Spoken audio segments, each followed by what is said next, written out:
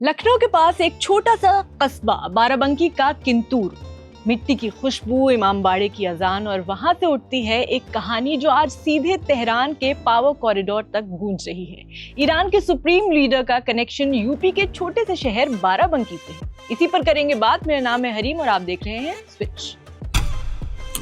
कभी सोचा है कि दुनिया के सबसे विवादित पॉलिटिकल फिगर्स में से एक, जिस शख्स के एक बयान से मिडिल ईस्ट का तापमान बढ़ जाता है, वो उस शख्स का शागिर्द रहा है जिसका रिश्ता कहीं ना कहीं उत्तर प्रदेश के बाराबंकी जिले से जुड़ा है। ईरान के supreme leader ayatollah Ali Khamenei, जिनके इशारे पर एक पूरा मुल्क चलता है, उन्होंने अपने शुरुआती दिनों में जिनकी गाइडेंस में काम किया, उन आयतुल्ला रूहोल्लाह खोमैनी का खून एक जमाने में बाराबंकी के किंतूर की गलियों से गुजरा था। कहानी है दिलचस्प, सच्ची और उतनी ही अनसुनी। ये कहानी शुरू होती है 1800 के दशक के उत्तर प्रदेश से, बाराबंकी जिले के एक छोटे से गांव से जिसका नाम है किंतूर। ये गांव सिर्फ खेती बाड़ी के लिए नहीं जाना जाता था, बल्कि शिया इस्लामिक स्कॉलरशिप का एक बड़ा केंद्र भी था। यहीं पैदा हुए थे सैयद अहमद मुसवी हिंदी, एक सम्मानित शिया मौलवी जिनका नाम इतिहास में शायद ज्यादा लोगों ने नहीं सुना, लेकिन आज उनकी विरासत ईरान की सत्ता में गूंजती है। 1830 में उन्होंने भारत छोड़ दिया।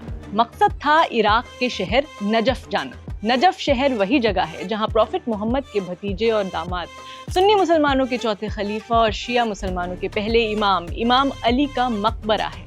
सैयद अहमद मूसवी दिल्ली जियारत के लिए निकले, यानी इमाम अली के मकबरे के दर्शन के लिए गए थे, लेकिन फिर भारत लौटे नहीं, बल्कि नजफ से होते हुए वो ईरान पहुंच गए और ईरान के मशहद शहर में बस गए। और वहीं से शुरू होती है खोमैनी परिवार की ईरान में धार्मिक और राजनीतिक चढ़ाई। सैयद अहमद मूसवी हिंदी ने अपने नाम से कभी हिंदी टाइटल नहीं हटाया, ये उनके डॉक्यूमेंट्स में भी दर्ज है। सैयद अहमद मूसवी का एक महान वंशज निकला, आयतुल्ला रूहोल्लाह खोमैनी, जिन्होंने 1979 में ईरान की इस्लामिक क्रांति का नेतृत्व किया और शाह को सत्ता से हटा दिया। रूहोल्लाह खोमैनी सैयद अहमद मूसवी के पोते थे। खोमैनी बचपन से ही स्पिरिचुअलिटी और शिया इस्लाम के गहरे असर में थे। उनके पिता और दादा दोनों रिलीजियस लीडर्स थे और उसी माहौल में उनकी परवरिश हुई। बहुत कम उम्र में वो शिया ज्यूरिस्प्रूडेंस, हदीस और इस्लामिक फिलॉसफी में एक्सपर्ट बन गए थे। मदरसे की पढ़ाई के बाद वो खुद एक रिस्पेक्टेड आयतुल्ला बन चुके थे। लेकिन धीरे धीरे उन्हें ये एहसास हुआ कि केवल धर्म से काम नहीं चलेगा, राजनीति में दखल जरूरी है।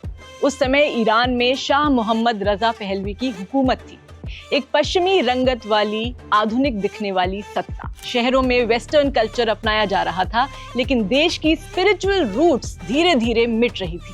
खोमैनी को लगा कि शाह अमेरिका का पपेट बन चुका है। वो खुलकर शाह के खिलाफ बोलने लगे, सर्मन्स में, राइट अप्स में और प्रोटेस्ट्स के जरिए। उन्हें कई बार जेल भेजा गया, लेकिन उनकी आवाज बंद नहीं हुई। उन्होंने ईरान के अंदर और बाहर हर जगह अपने सपोर्टर्स बनाए। 1978 आते आते पूरे देश में गुस्सा उबाल पर था। स्टूडेंट्स, क्लेरिक्स, मजदूर सब सड़क पर उतर आए और जब माहौल पूरी तरह गर्म हो गया, खोमैनी ने वो मौका नहीं गंवाया। 1979 में शाह को देश छोड़ना पड़ा और रूहोल्लाह खोमैनी ईरान के सुप्रीम लीडर बन गए। ईरान इस्लामिक रिपब्लिक बन गया, एक ऐसा देश जहां कानून अब कुरान के मुताबिक चलेगा। लिबरल ईरान अब एक ऑर्थोडॉक्स, रिलीजियसली रूल्ड मुल्क बन चुका था। खोमैनी ने ईरान को पूरी तरह बदल दिया, पॉलिटिक्स से लेकर पहनावे तक, जहां डिसेंट यानी विरोध की कोई जगह नहीं बची, जहां औरतों की आजादी पर पाबंदियां लगने लगी, जहां वेस्टर्न दुनिया दुश्मन बन गई और जहां दुनिया भर में खोमैनी को एक अलग तरह की ताकत समझा जाने लगा। जो फिलहाल ईरान के सुप्रीम लीडर हैं, अली खामेनी, उनकी मुलाकात आयतुल्ला खोमैनी से ईरान के धार्मिक नर्व सेंटर कौम में हुई। खामेनी जल्द ही खोमैनी के सबसे करीबियों में से एक बन गए। उन्होंने न सिर्फ खोमैनी के विचारों को अपनाया, बल्कि उन्हें आम जनता तक पहुंचाने का जिम्मा भी उठाया। 1989 में जब आयतुल्ला खोमैनी का निधन हुआ, तो उनके बाद कौन आएगा ये तय नहीं था। आखिर में खामेनी को ही सुप्रीम लीडर घोषित कर दिया गया। लेकिन इस पूरी क्रांति की जड़ कहीं न कहीं किंतूर की मिट्टी में बोई गई थी। कौन सोच सकता था कि बाराबंकी के एक वंशज का पोता खुद तो ईरान का सुप्रीम लीडर बनेगा ही, अपनी टीचिंग से खामेनी जैसे लीडर्स को इन्फ्लुएंस करके एक दिन पूरी दुनिया के नक्शे को हिला देगा।